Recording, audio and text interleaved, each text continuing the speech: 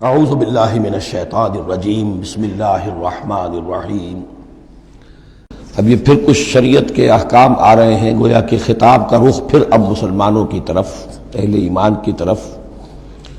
شریعت کے احکام، عبادات سے متعلق تفاصیل۔ اور اے مسلمانوں، جب تم زمین میں سفر کرو تو کوئی حرج نہیں ہے تم پر، کوئی گناہ نہیں ہے کہ تم کچھ کم کر لیا کرو نماز میں۔ ان خفتم ان یفتنکم الذین کفروا، اگر تمہیں اندیشہ ہو کہ تم کو نقصان پہنچائیں گے کافر۔ ان الکافرین کانوا لکم عدوا مبینا، یقیناً یہ کافر تمہارے کھلے دشمن ہیں۔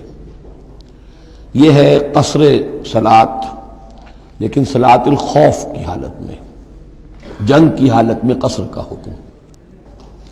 اور اس میں بھی خاص طور پر جو صورتحال تھی کہ جب حضور کے ساتھ ہوتے تھے تو اب اگر شکل یہ ہوتی کہ آدھا آدھا لشکر علیحدہ علیحدہ نماز پڑھے اور پھر حضور ایک کے ساتھ نماز پڑھے تو دوسروں کو محرومی کا احساس ہوتا۔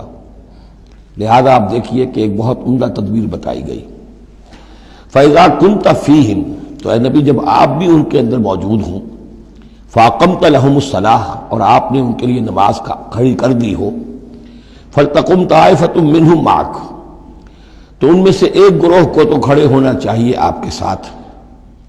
وَلْيَأْخُذُوا أَسْلِحَتَهُمْ، اور جو دوسرے ہیں وہ اپنا اسلحہ لے کر وہ چاق و چوبند رہیں۔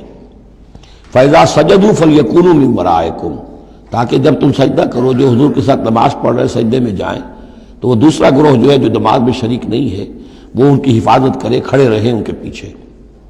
وَلْتَأْتِ طَائِفَةٌ أُخْرَىٰ، اب اس کے بعد ہوتا کیا تھا کہ حضور نے ایک رکعت نماز پڑھا دی اور آپ بیٹھے رہے، دوسری رکعت کے لیے اٹھے نہیں، دوسری رکعت مسلمانوں نے خود ادا کر لی۔ اب جب انہوں نے سلام پھیر دیا چلے گئے تو جو پہلے جو تھے جو اس وقت تک شریک نہیں ہوئے تھے وہ حضور کے پیچھے آ گئے۔ اب حضور نے ایک رکعت اور پڑھی تو ان کی ایک رکعت حضور کے پیچھے ہو گئی، اس کے بعد حضور نے ایک رکعت کے بعد سلام پھیر دیا، انہوں نے پھر ایک رکعت اور ادا کر لی، اس طریقے سے کہ کوئی بھی حضور کی امامت کے شرف سے اور فضل سے محروم نہ رہے۔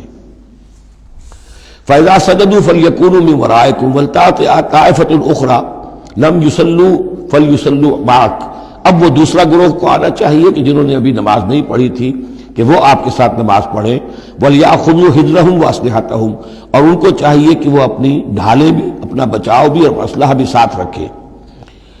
وَدَّ الَّذِينَ كَفَرُوا لَوْ تَغْفُلُونَ عَنْ أَسْلِحَتِكُمْ وَأَمْتِعَتِكُمْ، یہ کافر تو اسی طاق میں رہتے ہیں، اسی امید میں رہتے ہیں کہ تم جیسے ہی غافل ہو جاؤ۔ وَدَّ الَّذِينَ كَفَرُوا لَوْ تَغْفُلُونَ عَنْ أَسْلِحَتِكُمْ، اپنے اسلحہ سے غافل ہو جاؤ، وَأَمْتِعَتِكُمْ، اور اپنے مال و اسباب سے، فَيَمِيلُونَ عَلَيْكُمْ مَيْلَةً وَاحِدَةً، تو وہ تم پر ایک دم ٹوٹ پڑے حملے کے اندر۔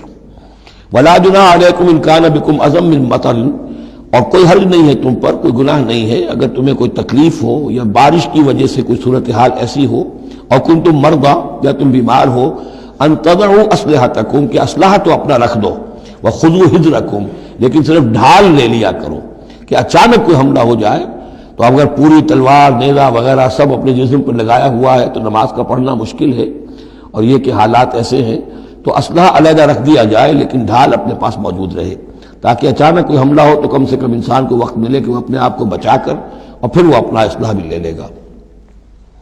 ان اللہ اعد للکافرین عذابا مہینا، یقیناً اللہ تعالیٰ نے کافروں کے لیے ایک بہت اہانت آمیز عذاب تیار کر رکھا ہے۔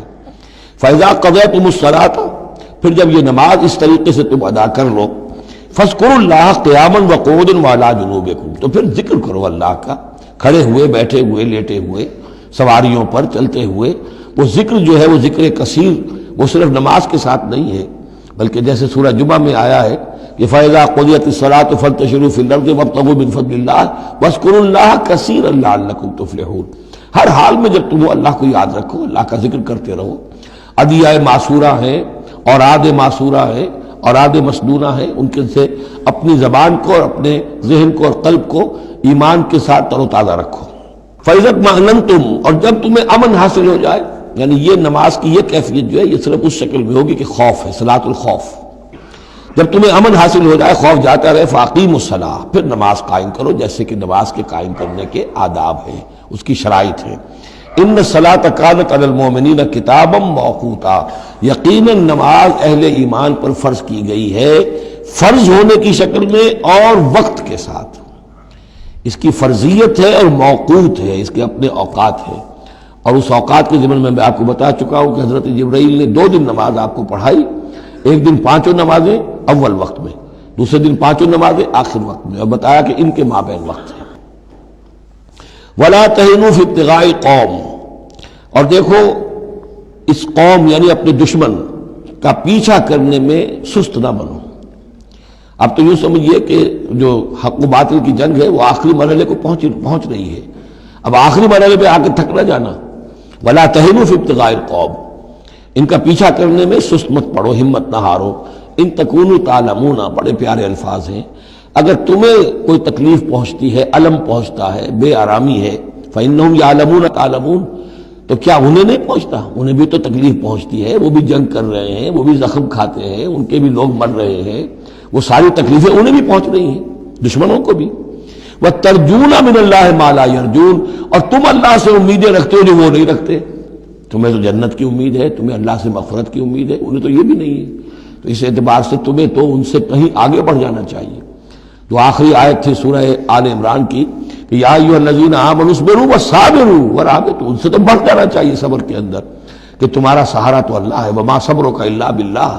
ان کے تو یہ من گھڑت قسم کے دیویاں دیوتا، ان کے دل کے اندر ان کی حقیقت میں کوئی قدر و قیمت بھی نہیں ہے، پھر بھی وہ اپنے باطل معبودوں کے لیے اس طریقے سے جان جوکھوں میں ڈال رہے ہیں، تو مسلمانوں تمہیں تو اس سے 10 گنا کرنا چاہیے۔